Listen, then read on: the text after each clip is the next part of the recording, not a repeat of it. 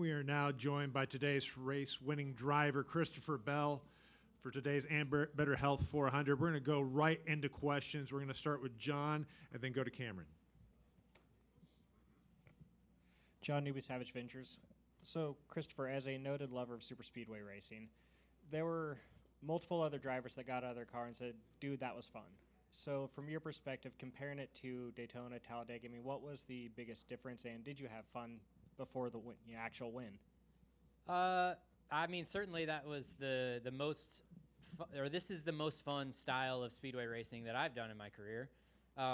It's different. It's different than Daytona, Talladega, and I think a lot of it just has to do with the way that the lanes open up, and it seems like for the most part there's always somewhere to go, and you can take your runs, take your momentum, and the top opens up, the bottom opens up, and you're able to, for the most part, if you do a good job driving and your car's handling well, you can move forward. So, I will echo that and say that this is the most fun speedway that we have. Go to Cameron and then to Bob. Cameron Richardson, NASCAR.com. Christopher, I want to know from you, obviously, dirt racing doesn't compare to this style, but just getting back behind the wheel in dirt and having that early start to the season, the reaction time and just being able to make quick decisions, obviously that translates to NASCAR, but just how important is it to actually get behind the wheel instead of just it being 3 months of sim work before then? Yeah, I mean, I definitely feel the best I have as a race car driver, and I'm sure that some of it or part of it is due to the fact that I've been racing through the off season. So it's a dream come true to be able to drive for Joe Gibbs Racing in these Cup Series cars, and I'm honored and privileged to be able to have some fun outside of the Cup Series cars now, and I hope that I can make this the best year ever and prove to the company that it's the right thing for me to do, to be out there racing. Go to Bob, then the Jacob, then the Peter. Bob Hockers, Fox Sports. Carson Hocevar didn't throw a lot of other drivers today, and there you are battling him for, you don't know when the cautions come out. Are you treading lightly around him? How do you race somebody who maybe, I don't know if you're not sure what he's going to do? Well, I mean, yeah, he's been around enough now that he's going to be the aggressor. If there's a hole, he's going to take it. If there's not a hole, he's going to make one. And he, ultimately gave me the shove to get, pass or break through, to lead the side draft tandem with myself and Kyle down the back straightaway.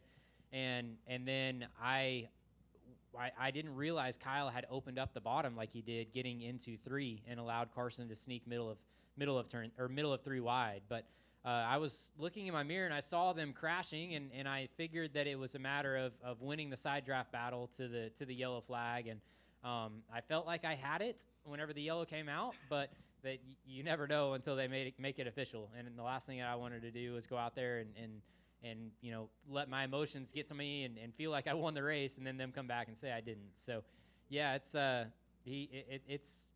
was bonkers, that's for sure. Jacob Steelman, Race Face Digital. Christopher, 2 for you first. There you are. There I am. Kind of expanding on the caution at the end of the race situation. A lot's been made of that over these first 2 weeks of the season, and I know there was a lot of driver conversation after Daytona and even after the Xfinity race yesterday. Where have you sat in this discussion, and were you one of the drivers that had something to say after last week and the fact that you guys were allowed to race back to the flag at the 500? Well, I wasn't part of that. Fair. I wrecked out a couple laps earlier, but so no, I wasn't really. Whenever you're out of the race, I was in the infield care center. I was shocked that they allowed them to race back to the checkered whenever the leaders wrecked. We have been down this road before, and I myself got crucified at Talladega a couple years ago because they wrecked, and I was able to avoid the wreck, and I advanced positions, and they were like, okay, well from now on, whenever the cars wreck on the last lap, the yellow's coming out so that we don't endanger people, and I think it's the right call. So I think it just stems from the Thursday night duel where Eric Jones and Austin Cindric had that finish. They threw the yellow, a couple feet before the line, and then fast forward to the Daytona 500. They'd been going on a couple years of not finishing under green, so they were determined to try and finish under green. But I think that, you don't want to endanger the drivers, and throwing the yellow flag to not make the back half of the field race for position that means so much, on the white flag lap. I think it's the right call. And you sit here tonight back in victory lane exactly 8 months after your win at New Hampshire last year. Which I am glad that we don't have to hear about that. Well, Joe Gibbs Racing hasn't won since June. That's all I've heard. So I'm very happy to end that narrative. So in that narrative, though, obviously a lot of changes have been made and seemingly have helped so far. But from your seat, you were the one JGR car that really performed well down the stretch last year. Was there ever any real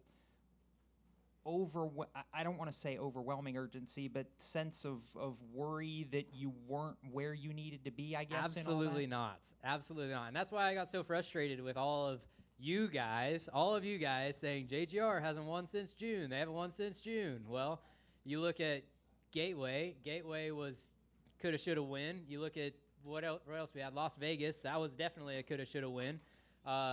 There's a ton of races littered throughout that second half of the year that, at least my team had. I know from firsthand, and I'm sure Denny and Martin, and I don't know about Ty, but I know that the other guys probably had those same races. So it is relieving to finally end that narrative, and we have now won on February 20-something, 2025.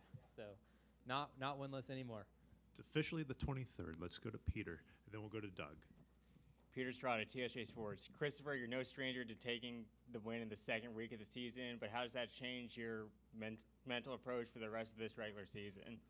Yeah, it really doesn't change our approach at all. And leaving last year, we set out on winning more races. We know that we need to win more races, and frankly, Atlanta Motor Speedway was not one that we had circled. So I'm glad that we were able to get one here. But if we don't win another race before the playoffs start or the end of the year, then it's not going to be a good season for us. So we're here to stay, and we need to prove that. We need to walk the walk and quit talking the talk. But the Atlanta Motor Speedway, that comes down to Eric Almirola. Really, he's been a huge addition to our team at Joe Gibbs Racing, and I'm just beyond thankful to have him as a mentor, and he's really helped myself in my mental state whenever it comes to these races, because I normally don't enjoy coming to the super speedway stuff, and Eric has done a great job of making sure that I am the best speedway racer that I can be.